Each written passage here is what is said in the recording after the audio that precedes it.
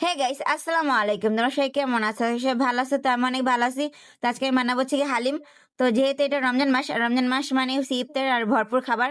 তো হালিম তো সবার সাথেই থাকবেই। তো আমি বাসায় বানাবো আজকে। তো সেজন্য আমি দেখো উপকরণগুলো আজকে মিলিয়ে নেব। তো আমি আজকে এখানে ৩ পদের ডাল নিয়েছি। নিয়েছি মসুরি ডাল, নিয়েছি হচ্ছে পোলার চাল, নিয়েছি এটা হচ্ছে মুগ ডাল, নিয়েছি মাসকলাই ডাল। তো আমি এগুলো এখানে সুন্দর করে ব্লেন্ডার করে নিয়ে আসবো।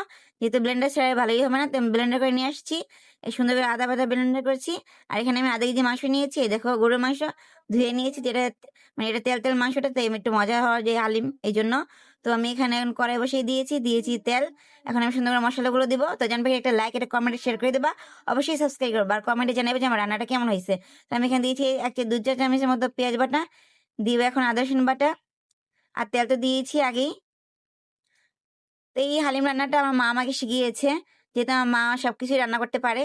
তো জানবে কি, বিশেষ করে আমার মা হচ্ছে আমার বেস্ট ফ্রেন্ড।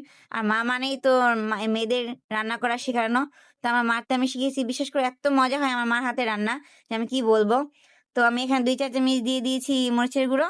ঝাল একটু কমই দেবো, যেহেতু বাচ্চারা খাবে। দিয়ে দিলাম স্বাদ মতো লবণ। তো আমি এখন সুন্দর করে কষাবো। দিয়ে দেবো হচ্ছে গিয়ে গরম মশলার গুঁড়ো, দিয়ে দিব তারপরে জিরার ফাঁকি, তারপরে দিব হচ্ছে গিয়ে ধনিয়ার ফাঁকি। তো সুন্দর করে আমি এখন মশলাটা কষাবো, কষিয়ে সুন্দর করে মাংসগুলো ঢেলে দেবো। তো আমি এখন মাংসগুলো সুন্দর করে ঢেলে দিয়েছি।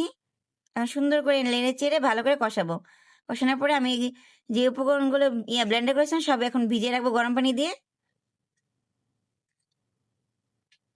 তো আমার মাংস কষানো হয়ে গেছে। তো আমি যে ভিজিয়ে রেখেছিলাম ওই ডালগুলো সব দিয়ে দিলাম এখন এগুলোর সাথে। এখন দিয়ে সুন্দর করে লাড়া দেবো, সাথে হাফ কাপ পানিও দেবো, গরম পানি। গরম পানিটা দিলে একটু ভালো হয় আর কি, এই জন্য তাড়াতাড়ি হয়ে যায়। আর এটা দিয়ে কিন্তু শুধু লাড়তেই হবে, ৫ মিনিট কোথাও যাওয়া যাবে না, কারণ এটা নিচ দিয়ে না লাড়লে লেগে যাবে সেই জন্য। তো দেখো আমার হয়ে গেছে, কিন্তু দেখো কত সুন্দর কালার আসছে। তো তোমরা কমেন্টে অবশ্যই বলবা, আর কার বাসায় হালিম খেতে পছন্দ করো অবশ্যই কমেন্টে বলবা। তো দেখো আমার হালিম অলরেডি হয়ে গেছে। তো আমি এখন আমার বাসায় বানানো মশলাটা দিয়ে দেবো, হালিমের মশলাটা। এটা না দিলে তো হালিম মজাই হবে না। তো দিয়ে আমি সুন্দর করে শুধু লাড়তেই থাকবো, দেবো আরো বেশি ভালো হয়ে গেছে। কারণ হালিম লাড়া ছাড়া কিন্তু নিচে লেগে যায়, পুড়ে যেতে পারে, সেই জন্য লাড়ার উপরেই রাখতে হবে। তো আমার সুন্দর করে লাড়া হয়ে গেছে। তো আমি এটাকে সুন্দর করে আস্তে আস্তে জাল দিয়ে লাড়তেই থাকবো। তো এই দেখো আমার হালিম হয়ে গেছে অলরেডি। তো আমি এখন সুন্দর করে নামিয়ে ফেলবো। দিয়ে দেবো একটু পেঁয়াজ কুচি, দিয়ে দেবো ধনিয়া পাতা কুচি, দিয়ে দেবো কিছু কাঁচামরিচ কুচি, আর একটু পেঁয়াজ বেস্তা, মানে এগুলো দিলে আমি আর বেশি ভালো হবে। সাথে আমি লেবু দেবো।